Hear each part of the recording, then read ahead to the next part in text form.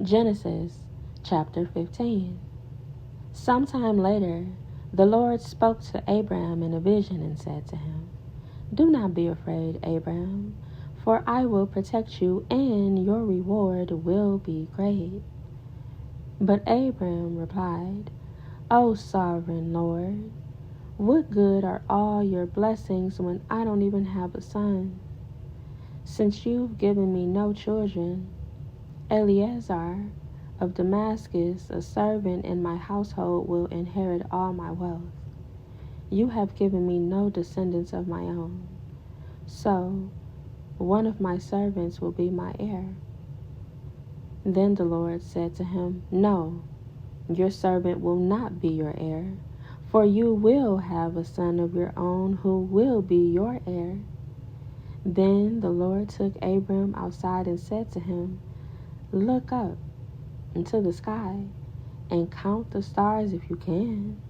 That's how many descendants you will have." And Abram believed the Lord, and the Lord counted him as righteous because of his faith. Then the Lord told him, "I am the Lord who brought you out of the Chaldeans to give you this land as your possession." But Abram replied, "O sovereign Lord, how can I be sure that I will actually possess it?" The Lord told him, "Bring me a 3-year-old heifer, a 3-year-old female goat, a 3-year-old ram, a turtle dove, and a young pigeon." So Abram presented all these to him and killed them. Then he cut each animal down the middle and laid the halves side by side. He did not, however, cut the birds in half. Some vultures swooped down to eat the carcasses, but Abram chased them away.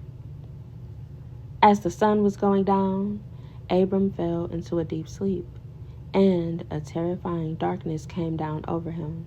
Then the Lord said to Abram, "You can be sure that your descendants will be strangers in a foreign land, where they will be oppressed as slaves for 400 years. But I will punish the nation that enslaves them, and in the end, they will come away with great wealth. As for you, you will die in peace and be buried at a ripe old age. After 4 generations, your descendants will return here to this land, for the sins of the Amorites do not yet warrant their destruction." After the sun went down and darkness fell, Abram saw a smoking firepot and a flaming torch pass between the halves of the carcasses.